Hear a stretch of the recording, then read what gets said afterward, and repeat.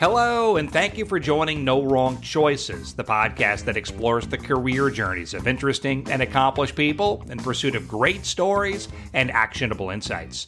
I'm Larry Samuels, soon to be joined by my co-hosts Tushar Saxena and Larry Shea. But before we kick off, I have a very important request to make. Please support the work we're doing by following No Wrong Choices on your favorite podcast platform, such as Apple, Spotify, and YouTube, and by giving us a good review.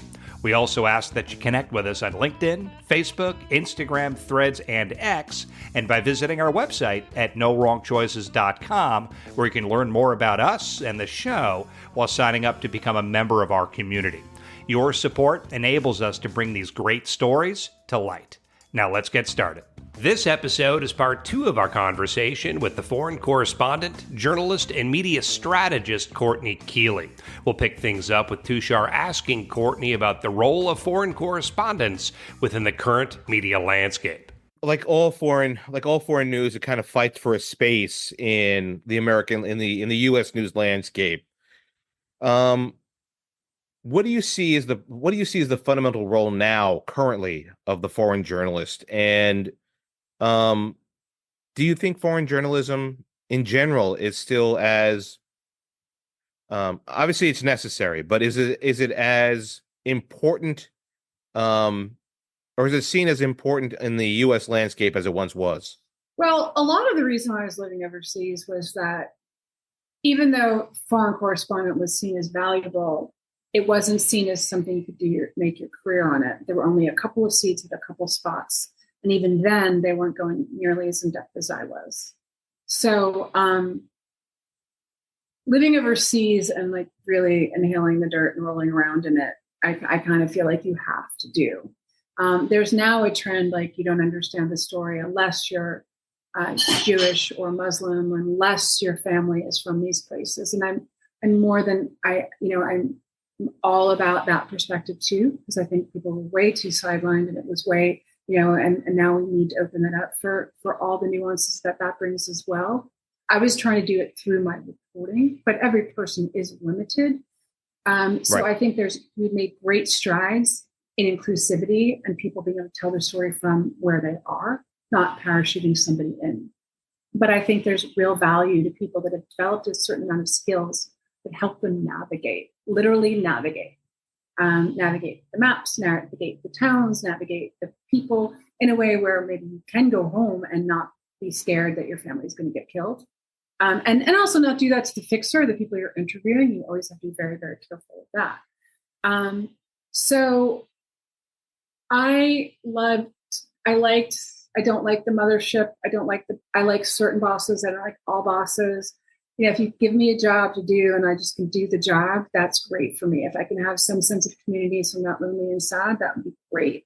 Some sense of a private life, because we all need that or we'll go insane, great. It's like, again, like really the basics of like what an office community or what a small town community would be, or where do you find your public and your private, where do you find your recreation, and then a lot of it was also not wanting to be a casualty, but also learning as we developed what the pitfalls were. And, I started a career that was all about hazing. If you're tough enough, like, let's go to, it's sort of like going to, not hazing in some horrific way, but like, are you tough enough? Can you do this? But there can be a problem of if you become manufactured on-air talent in America, you might not have become a journalist first. Right. And I like the people that become journalists first and then figure out their voice and what they want to say on TV or in radio. You certainly did that, meaning cutting your chops as a journalist first. How long would you stay overseas? I feel like you have to be on edge to a point, like where you need breaks and you need to decompress a little bit. How long would you stay in country at any given stretch? We used to say 3 months in Beirut, you need to get out. Often I would get on an assignment, like to go home, like, it was lean and mean for several years. So it would be like once a year I get to the States. Month, 2 weeks, 1 week, like, and I had all these little, I was like the queen of the hustle before the hustle, or the continuation of the hustle. Like I photographed weddings when I was and babysat to get through graduate school. So when a friend would get married, I'd like photograph their wedding for a plane ticket, or I'd just go to photograph their wedding. And so I still like photograph my friends' weddings in the middle of come home from Christmas. So you can work that in. When you're overseas, is there a social life? Like what type of life are you creating for yourself, if any, other than the job when you're overseas? It is really, really fun because you feel totally righteous about working hard and playing hard. And you feel like the first time in your life, like maybe you didn't want to hang out the frat parties when you're young because they just seem kind of dumb, even though we're like, yeah, we're all so crazy, we're in college. Well, try being crazy after you've survived suicide. With a lot of people like you. You feel tougher. You know, like you don't need to swallow goldfish just to prove a point. You're like, damn, that was crazy. You know? So how many years did you spend in country, so to speak? Beirut, I lived in Beirut for 5 years, using that as a base. And that was up and coming. Remember, that was when they were rebuilding. That was when nightclubs were reopening, bars and restaurants, beach clubs. So you literally had a war, and you could scuba dive, and you could go back to a private beach club and watch all the women in bikinis and high heels teeter around to Funky Town blaring. So it's, I mean, you know, it's quite. There was a lot of money coming in. This was before 2006, before the Israeli-Lebanon war. Tourism was starting. It was all rebirthing. You know, it was very much Phoenix from the ashes, but it was more than that because the Beirutis have always figured out in times of war they're incredibly intoxicating, seductive people. They're just like, let's dance on the table. Tomorrow we might not live. You know, so you dance on that table. When was it, or what? I mean, look, obviously your time overseas sounds so super exciting for many folks here, and obviously now you're back here in the States. So, what was it that was, if you want to talk about it, what was it that finally was the driver to bring you back home? The worst experience of my lifetime, something that I've been trying to get over ever since, and I think it's like a whole other lesson in grief and tragedy. My brother died of a massive heart attack while I was in a plane flying back to Jerusalem after I'd been home on my outs. His wife had terminal cancer. My nephews were 12 and 8. She had suffered and battled cancer for nearly 12 years. It was 2011. I was on my A game, in Trafalgar Square, in the deserts of Libya. I was home watching the rebels take over Tripoli, Gaddafi on the run. I figured that was where I was going to push my editors to send me next, really hard. I wanted to be on the way to Tripoli. I ended up in the suburbs. My deceased brother's house, laden with food and cups of joe and coffee, because my person in the world, my favorite person, my best friend, my everything, had died in the worst kind of way in front of his children he was dying with.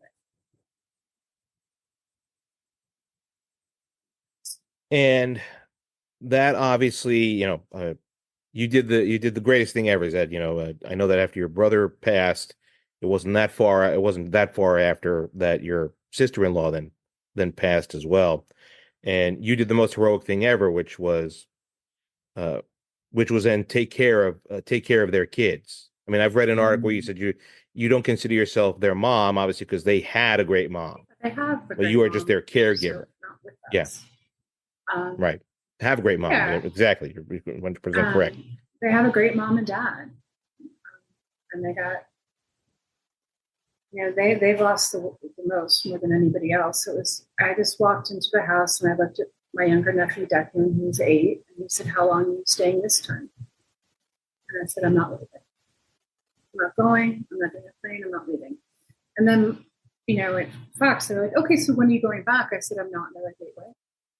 And I was like, once again, wait, what? And I was like, I'm not getting on a plane. My brother died of a heart attack while I was on a plane. Nobody in my family is going to be okay with me on a plane. And they're like, well, how did you get your stuff? And I was like, my friends somebody's taking my dog, they'll send it back, but my stuff will get sent back. And they're like, well, what about your job? And I was like, I'm sorry, but you guys are going to have to figure that one out. Like, there was nothing defiant in my tone. It was just like, this is just where reality is right now, right? Just like, yeah, it's like a boom, just fell on my head. This is where we're at. We're not changing at all. And my sister-in-law is terminal, and there's no will, there's no life insurance.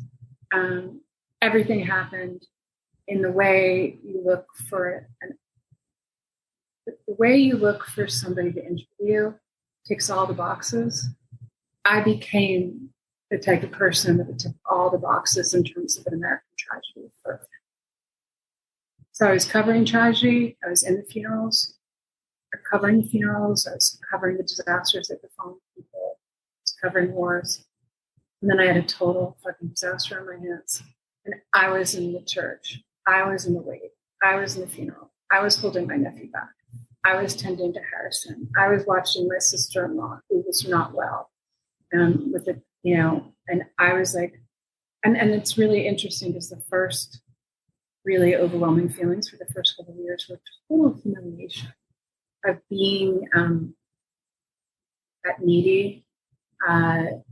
It was like all the things in America that people didn't talk about yet, healthcare, the recession that was more of a depression, took them out from this well-to-do suburb. She was the top real estate broker. The recession hit the bedroom communities of New York City hardest.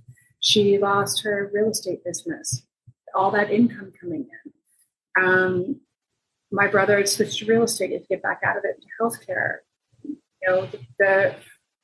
The treatments and everything were piling up. The house went underwater because of the recession. Everything happened to them that was not their fault.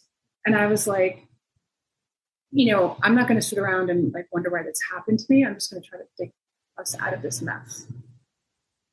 And I know my brother, and I know him. Like, we didn't have to talk. People used to call us the silent twins because sometimes we would just get really quiet, and other times we'd be like super rowdy. But I didn't like, nobody was going to. And this is like, beep it out, but nobody was going to get in my fucking way this time. Totally get it. Get the fuck out of here. You're either with me or you're getting the fuck out of my way. And there are kids at stake. And I don't give a shit what adults' problems are happening. I mean, I cared about my mom. I cared about my family. I cared about my sister-in-law and her friends. But it was protect those kids as much as you possibly can from any more harm that is already befallen. So now that you are back domestically reporting, how do you see the problems in the United States as compared to what you saw overseas? Is there a comparison at all? We are much more naive in terms of recognizing what our real problems are. And sometimes when your problems are in front of you, it's easy to be distracted by the school. Squirrel. We are so distracted by so many things in our life that don't affect change, that be good for the greater good, the greater community and people. And I think we've come to a tipping point where we realize it's like left our country and our communities in tatters, and we're just learning how to try to tiptoe around it and regain our levels of communication, and even just speaking to people and like having a coffee and not talking about you and what for. Right. Soft stepping to make sure that you're not in any way offending them. I mean, I'm in New York, so it's very, very hard to talk about the Hamas massacre or anything that's ensued since then. That's a new one. I hear Russian, and it's like, oh wow, after the invasion of Ukraine, you don't want to put Russians on the spot who are in the States. You don't want to put Ukrainians on the spot who are watching a war continue. You want to put Arabs on the spot for feeling under attack. You don't want to put Israelis or Jewish people who feel under attack too. You don't feel like enough has been paid, enough attention has been paid to the fact that was the worst massacre, the worst thing that's happened to them collectively as a people since the Holocaust. Like, that's a fact. Right. And so can we stop just like everything, like you said, arrows and bows and guns and everything coming at you. And it's like I covered the Middle East. It's coming back again. So my experience of like informing me of knowing Hamas, knowing Hezbollah, knowing the region, knowing Netanyahu. I know the players. I know what they've evolved into. I don't like any of them. But I also cover politics. I always say, like, I have a high disregard for all politicians. Like, if you're a journalist, you're not supposed to be invited to the dinner party. You're supposed to be the one not invited. Totally. Right? You're not doing your job unless you're a little bit hated. Yeah, you have to be hated. Like, totally. Like, now we're kind of reviled. But if you're walking around in Washington rubbing elbows, you're not doing your damn job. And so there were choices to be made, like, Jerusalem and Washington are places to have families until they weren't, and so I rode my family wave right into all of a sudden going from Fox to Al Jazeera America opened, in-depth journalism the way I wanted it, with an expertise in the Middle East and geopolitics. Sign me up. And that experiment was a great experiment with talented people, and then it was over, and we flooded the market to look for jobs, and then TRT, which is out of Istanbul, came calling in their English language out of Istanbul, and like, am I going to be influenced by Erdogan? How am I going to live there? It was a big question mark. And put food on the table. I went back and forth and did some really incredible stories back into my old stomping grounds. And then I realized that I need to be back in the States for my nephews. They're college and boarding school at that point. I couldn't cross commute for more than 17 months from Istanbul. And so I got myself to Washington on the premise of, I know what crazy is. I've been at Saddam Hussein's death sentencing. I've been at Saddam Hussein's death sentencing. I've been at Yasser Arafat's funeral. I've been to Tahrir when they want Mubarak gone. I've been in the deserts of Libya with Gaddafi on the run. What do these all have in common? That every despot and dictator do fail eventually, maybe not on their own watch, right? Hafez al-Assad died on the watch. So why wouldn't Trump go down? So instead of coming in with, I know Washington, I know the people, we all worked on the Hill together when I was a young this or that, nope. I was like, I know what chaos is, and I know what crazy is, and I know what this town doesn't know. It's fucking crazy, and things are mad, and they're going to get worse. So when my pitch to those editors was, why should I be in Washington? Why should you transfer me back to an American contract? It was like, individual number one has now been named in the Conan with Conan. The midterms with the Year of the Woman just came through. This was before Roe v. Wade came through. The Mueller report's going to come out. I need to be there. It's all going down, and it's going to go down, and it's going to go down in ways you never expected it. Because if you try to predict what's going to happen, if you're thinking of the Middle East, if you're thinking of the Trump administration, you haven't been properly briefed. So let's go into the unknown together. Now, the unfortunate thing is that you've seen it all happen before, and you know what's coming down the pike. What I didn't pitch for, I didn't pitch at COVID, I didn't pitch Black Lives Matter Plaza, and I didn't pitch an insurrection. But I pitched crazy. I mentioned it at the top of the show that you were on the ground, you were in the Capitol, and you were on the ground on January 6th. Who were you working for, and can you tell us about that experience? So after Al Jazeera America closed, TRT came calling, and I didn't think I'd ever go back overseas because I have my nephews, and I told them I won't go anywhere. And 6 years from the day I walked in, nearly 6 full years from the day I walked into my brother's house after he just died, and my nephew saying, "When are you leaving?" 6 years after that, the night before Harrison's high school graduation, Declan was on a boarding school schedule at the time. And I get a call from TRT World in Istanbul. Do you want to come here and work for us? Work for a show, and you'll do in-depth 5-minute pieces. And so by the time, let's get back to the most important point, by the time we got to January, I was thoroughly spooked by what had happened. And I was so spooked that I told a friend of mine whose ex-husband is in government, and it was in the government, get your kids off social media. Do not let them say anywhere they are, like anywhere.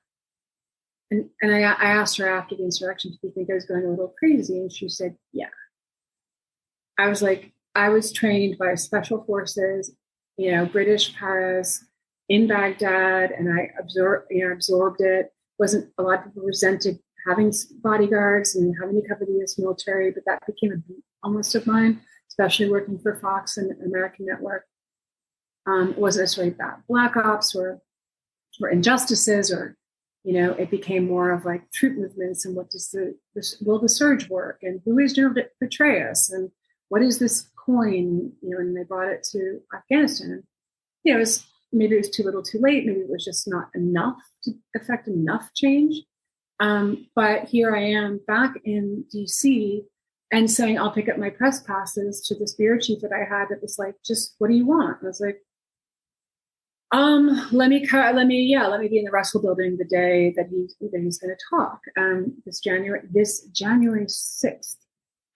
So I and this is also like from all the experience of being alone and figuring stuff out with like Hussein, right, or the special forces. Like I'm thoroughly absorbing, the hostile environment of driving down where there are T-walls and there are fences and they redirected traffic and everything's locked down. So there's a visual element that's completely comparable to the green zone of Baghdad. But then there's this total disconnect with reality, because I walk up to a Capitol policeman that day and say, that Monday, and I'm like, hey, what is your plan for when Trump gives a speech? I'm trying to decide if I should be inside or outside. He goes, it should be fine out here. I'm like, okay, but no, and then Juan, I say, I say I want Juan as the cameraman. He knows I walked all over the summer, I got on the subway underneath. I walked through empty COVID closed off tunnels all through the buildings. He knew his way around the tunnel, all the tunnels. And so I was like, I need Juan, who's covered the White House and government for 20 years, who knows all the ways around because he knows the tunnels. So I have a cameraman who knows the tunnels. I've decided to stay inside. He's found us the spot. I've checked the Capitol Police. He's like, it's going to be fine. I'm like, I don't know. It's going to be a long day. We're going to need our electricity. I'm going to need to be in this spot. And then I'm driving up in an Uber early so we get it the night before. We know he's from Chile. He makes friends with the Portuguese guy. They're going to watch our stuff. We'll be back at it first thing in the morning. And so we're set up and I'm in that morning. And so at this point, my partner is a political reporter. He's from Columbus, Ohio, not New York. He's from he knows flyover country. He's covered all the presidential elections. We're both journalists, but we complement each other in different ways. So I'd be like, this is happening. He's like, that's not going to happen. I'm like, it is. And it's like, dude, this America. Is happening, right? You're American to me. Feels too familiar. But it is. Sorry. So, so I drive in. I remember seeing like one of those axe throwing games, but it's not a game. And there was a Biden and Pelosi, and you could throw axe at their faces, and that was there.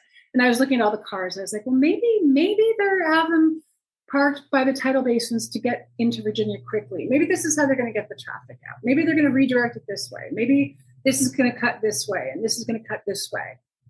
And I get inside, and we start going live, and then it's midday, and I'm up live with with my earpiece in, right, like this, and they put Trump's speech into my ear so I can follow along live, and they can cut in and out to me anytime. And I'm listening to it, and then at the very end, he says, basically it says to people, let's go to the Capitol. And I text Jim, and I was like, he's coming here. And he's like, no, he can't do that. Well, yeah, we find out from Cassie Hutchinson that he tried to take the wheel, Like, but all comes, he did try to take the wheel. He did try to drive up to the Capitol. And it felt like that. It was like, oh my God, it's coming. And then, and Juan was getting food. And I was like, Juan, come back. Because, there's only, you have to go down a tunnel to get a sandwich. And I was like, come back. It's not safe. It's not safe. And he swaggers up. And all of a sudden, his fear factor is that he starts swaggering. Like, he's like, not scared at all. And he goes, I survived Pinochet. And I said, Juan, you want to survive this? Or do you want to be the sidebar? He survived Pinochet, but he didn't survive the insurrection at the Capitol. I was like, because that's going to be the effing headline, Juan. And he's like, tranquilo, Courtney. And I'm like, okay, fine. Call me a crazy lady, but like, I know my stuff. And so then it was to rush to the window to see if they were coming into the building. And then we went on lockdown, and it didn't come into that building. And I wasn't where the gunfire was. And, I was on lockdown. I went live for the rest of the day, covering everything as it broke. At first, I thought it was smaller people. At first, I thought it was a crowd that could be contained. They're saying it's not that many people. I know how to report large crowds. And I was like, it's not on this side. It's not on that side. But as we saw footage, as we heard from people right there, we realized what a absolute total disaster it was, how dangerous it turned, how much of a riot it turned into. A lot of people, I do really truly believe that a lot of people were there as supporters and were taking directions, but they were more like, oh, look where we got to. This is strange, Right. Whereas there were people that, the people we've been warned about that did have the zip ties and the guns, and were to try to take hostages, and were maybe going to go after leaders. And Pelosi was in danger, and the vice president was in danger, and all those people were in danger. I don't think the average civilian had gone there to do bad. I don't, I'm not going to say that against Trump supporters or loyalists or people that really truly believed when he said the election was stolen that it was, despite the fact that it wasn't, because the facts speak for themselves. And so that's just sort of like that. The most dangerous stories are when the initial story happens, and it's like the first 24 hours for journalists where you could really get hurt. So then I walked. It's like, and then this crazy stuff happens. Like, I was walking to finally go out around 8 o'clock at night, and there's these two guys that walk back past me as I'm walking up to one of the entrances. There's like this dim light. Yeah, I was walking out, and these two guys with like central casting detective raincoats walked past me. And I was like, where'd you get those? Like, and it looks like they're from a movie, like they have the collars and they're sort of like a beige, and they come to like mid-cab, and you used to see them on Cops out in Queens doing detective work. And like, they're just walking past me with this like crazy light. And because one room is down the hallway of the Russell building is on, all these lights are out. And I'm like, where did you guys come from? And then I walk outside, and it's all of the riot police, the street lamps hitting their helmets and their visors. And then past them is all the DC cops and fire engines. And then there's Union Station. And I'm like, am I getting an Uber? And still Juan, too, like, and he, to his credit, he was right. He's like, stop worrying, you're going to be fine. You're going to be fine. I was like, I don't know, So we're walking out together, and I order an Uber to see if I can get one. And I look down, and it says, your driver, Muhammad, is on his way. And I was like, oh, alhamdulillah. If anyone knows how to get me out of a racist, dangerous spot, maybe Muhammad knows how to get out of one of them. I was going to say, like, when you put in for your Uber, what did it say? That your wait time will be 7 hours? That's what I was thinking, too. 35 years, because nobody of color is coming to this community to rescue you. Yeah. No, it was like, oh my God, Muhammad's coming. Oh, okay. I'm super comfortable in the Middle East, and I know how people had to deal with this, but this stuff, that's Washington crazy. Nah. So what is it like, or have you ever taken a time? I don't assume that at certain points in your life and certain points even now in your career that you just take a step back and you say, I've seen history very quite literally up close and personal. What is that like? It's wonderful. It's just wonderful. I mean, talk about not living with regret. Right. Right. I stepped up. I was like, my sister-in-law loved James Taylor. It took me more than a decade to even listen to James Taylor. I was driving back to DC and it popped up on my Spotify, and I thought, I'm going to listen to this song and see if I can take it. And it's that I've seen Fire and Rain. And I was like, well, so have I. So there's James Taylor. My nephew's an amazing musician. He's just starting what's going to be an incredible career. My younger nephew got caught up in COVID and he's 20. And so that generation needs all the help they can get. I'm still trying to decide how I'm going to use my knowledge base to affect some kind of change or do some kind of good coming out of what's happening now in the Middle East, in the region, in not just Gaza and not just Israel and not just the hostages, but everyone involved, which is everyone.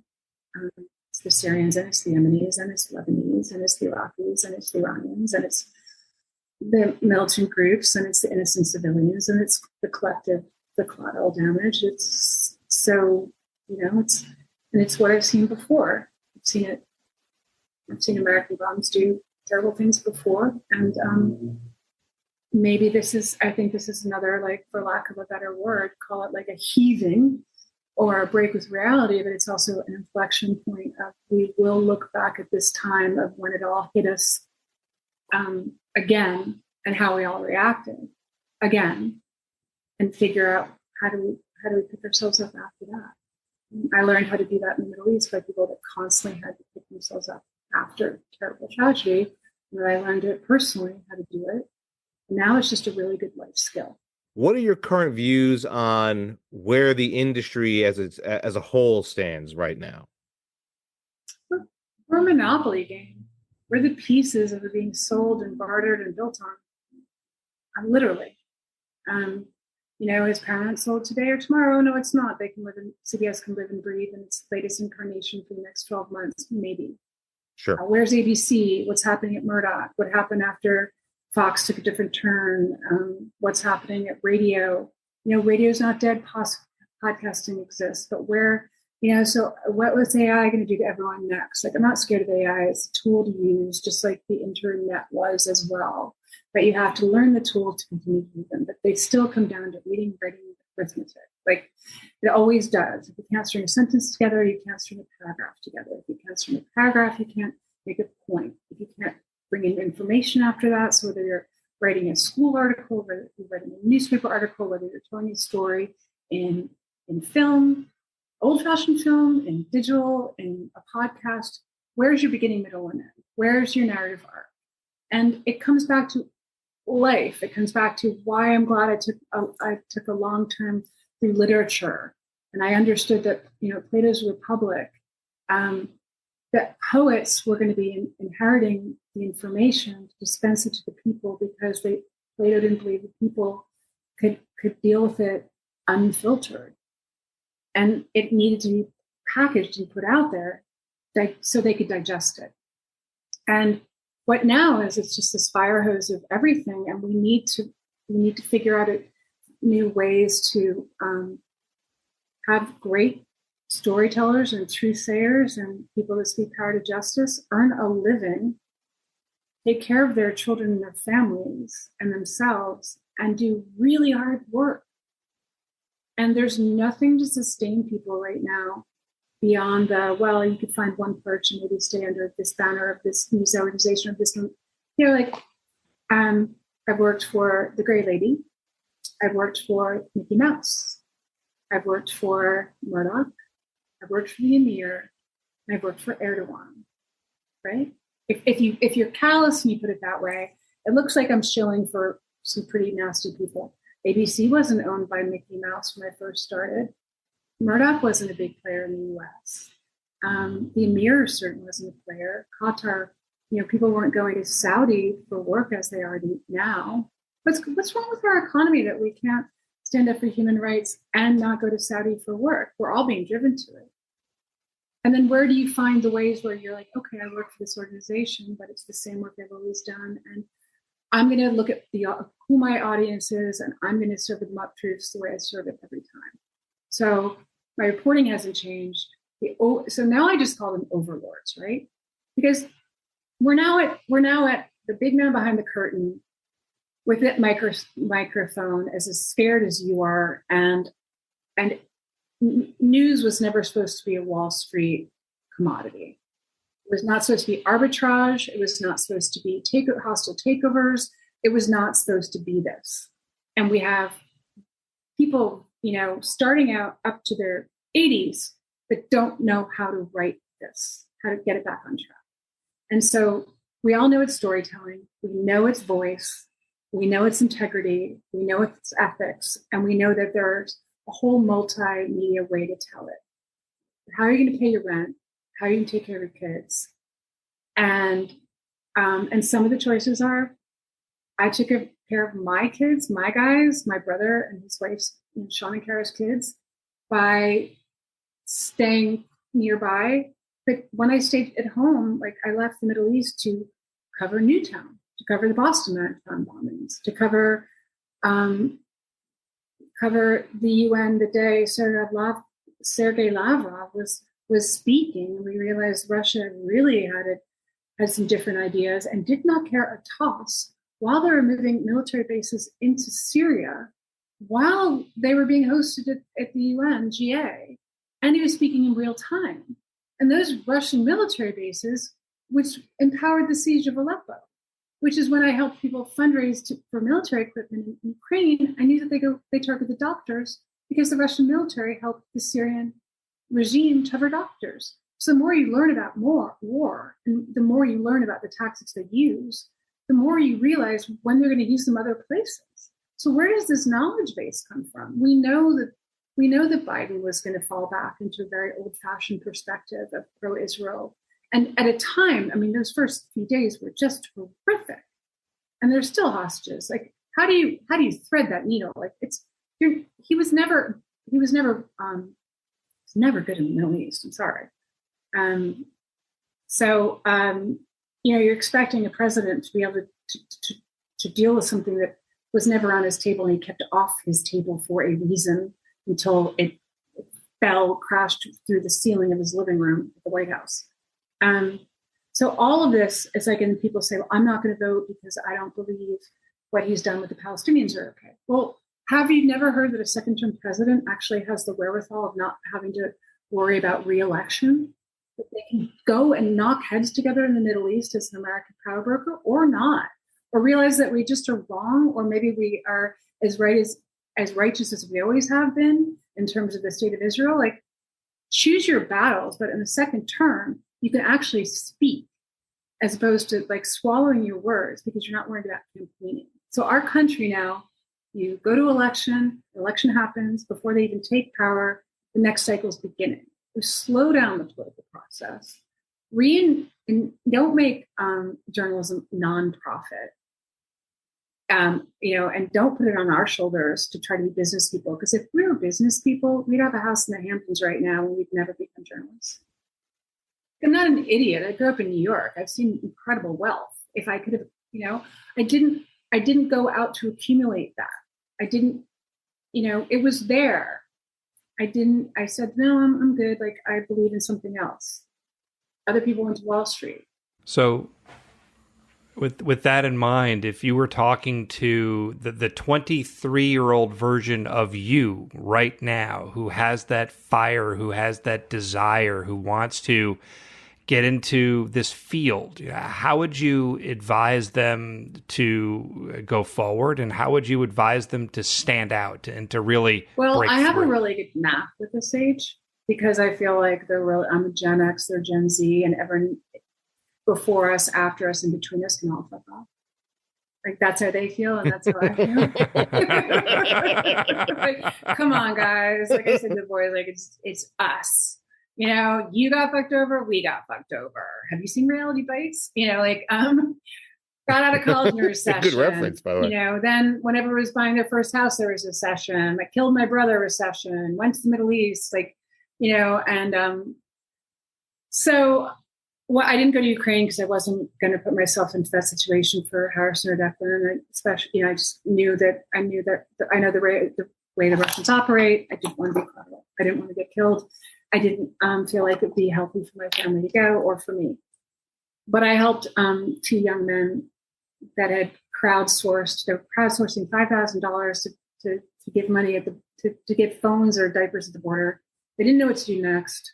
They were roommates at Cornell. One was Ukrainian American, one was American.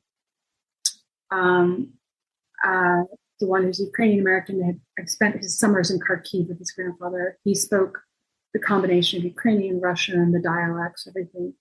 And all of a sudden, instead of $5,000, they had $70,000 because people were all. And that's when I came in and I was like, what do you want to do? And they're like, not diapers. I was like, well, what do you want to do? And they're like, and Mark was like, can I just tell you, I'm talking word vomit, as the kids say these days. Can I have word vomit? And I was like, do it. And he said, I'm talking to doctors and nurses and they need protective gear. And they don't want to worry about formula and diapers. They want to know how to protect themselves while they fight and while they take care of the wounded. And I said, right. So you want, so you're not trying to raise bullets, are you? And he's like, no. I was like, we're not doing that. But I said, Russian playbook. They need flak jackets. They need helmets. They're going to come under fire and they're going to be attacked. Sure. And then what I said to them is, you need to buckle up because your life's about to fucking change. And this thing, I said, this might sound crazy to you, but only like a guileless 23-year-old could probably follow my own advice because everyone else would be like, Courtney, like, tone it down or pump the brakes, lady. But it's like, you want me to show you how it's done? You're going to listen to me? Are we not going to say please or thank you? I'm going to write something up for you in a paragraph right now. Yeah, we're doing it. Okay, let's do it right now. We did. And they started their 501(c)(3). They changed their lives. They did incredible things. But it was from the belief of like, I know how to do this. And I'm not going to do it for you because I can't. But I'm absolutely going to tell you at 23 is the time to do it. And so I'm not going to say plastics is your future. But I'm also not going to tell you to go earn a living or pay off your student loans. Like, I don't want people to like spend years in poverty. I do believe the youngest generation right now is coming in as the most change is happening. So they're the ones that can spend their 20s hustling and watching this all shake out. So on that happy note, Court, rally the troops. Rally the troops. Somebody tell a joke. Stay the course. Gen Z's I'm gonna give all my free time to Gen Z. I'm training 2 young folks for free to how to be on television. So when I say media strategy, it's about more like, I don't cure cancer for a living. If you want me to give you all the soft and hard skills about how to go live, I'll do that. How to speak publicly, I'll do that. How to translate tough topics, I'll do that. And if that's what earns me a living while I continue to, push forth with the cavalry to save journalism, then so be it, we'll do that. So that was a remarkable conversation with such a brave and impressive woman. Tushar, thank you so much for introducing us to her. My pleasure, guys. And, you just got a small taste of what I experienced for years over at Fox working with her. It was such a pleasure to learn from her more than anything else. I learned how to do my job better because of her. She pushed me to think in a more global aspect, which I think is a lot of what that job entails, right? She obviously, her bones is as a foreign correspondent, but she is a journalist in the proper sense of the word, where she is a seeker of the truth and is someone who wants to, speak truth to power. Some of the things she touched upon, which is, you have to have a bit of an adventurous spirit when you're younger to do this kind of a job. And, it was amazing to hear how so much of her upbringing was able to translate into her job. We talk about the idea of like, what's it like to be a New Yorker? And sometimes you have to have that attitude of a New Yorker to do the job anywhere in the world, right? You got to have that bit of you don't give a damn kind of attitude of what anyone thinks. And, that has really been like the hallmark of her career, where she has asked tough questions to difficult people and has found herself in situations sometimes which could be dangerous for many of us. Many of us would run away from that situation. I think, Shay, you said it a couple of times, where you would be in a situation where she's essentially sitting next to one of the most wanted men in the world in a car next to him, and you realize that this car is stopped next to you. You are now a target just as much as this guy is. Right? That's crazy. Get out of here. Yeah. So, I mean, her career path is one that so many of us would absolutely, kill for. And she's done it with such grace. She's one of the best. I mean, I'm privileged to call her my friend, is really what I'm trying to say, because Courtney Kealy is one of the best journalists that I know. Yeah, there's a real toughness to her as well, right? Like, yeah. Just she's tough as nails. Gritty, tough. I did it my way. Take no prisoners. I love how she said, like you said, T, do it when you're young, because you need that vibrancy of I don't care attitude, basically.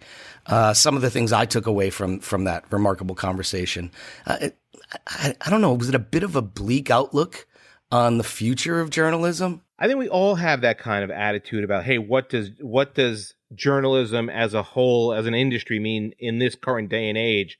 Because it's not like not like it used to be, right? The newsrooms are smaller, the amount of staff is smaller, which means that you can't cover as much, which means stories fall through the cracks. So yeah, there's a certain amount of what do we do next, and how do we continue to cover the world in a proper manner? Yeah. I mean, and if you want to look at the optimistic side of it, she said, use your voice in writing for the force of good. We need people out there. Journalism is finding the expert who really knows what's going on. So this is an adventurous career, a remarkable career, but you got to have a thick skin, I think, and you got to be a little bit tough. And she actually said, you're not doing your job unless you're a little hated. Like that's a tough gig right there, But do it while you're young and hustle, and it could be very rewarding, I'm sure. This is probably one of the few jobs where you go out and you say to someone, you know what, not everyone likes me, and that's a good thing, right? It's kind of crazy. It's true. It's true. And I find it compelling that, she's at a point in her life now where she's able to sort of, how we talk about no wrong choices, where you learn from every experience. She's able to pull so much wisdom and so much experience forward to help others at this point as a media consultant and media analyst and whatnot. So she's really had a 360 type of career where she jumped in, she accomplished everything she was chasing after, and now she's found ways to leverage all of that and to continue to reinvent herself and to stay relevant and ahead of the curve and to really make a difference within the industry. So I just find her story and her approach and her background to be truly remarkable. So with that, Courtney, thank you so much for joining us. On behalf of Tushar Saxena, Larry Shea, and me, Larry Samuels, thank you again for joining this episode of No Wrong Choices. If after listening you've thought of someone who could be a great guest, please let us know by sending us a note via the contact page of our website at nowrongchoices.com.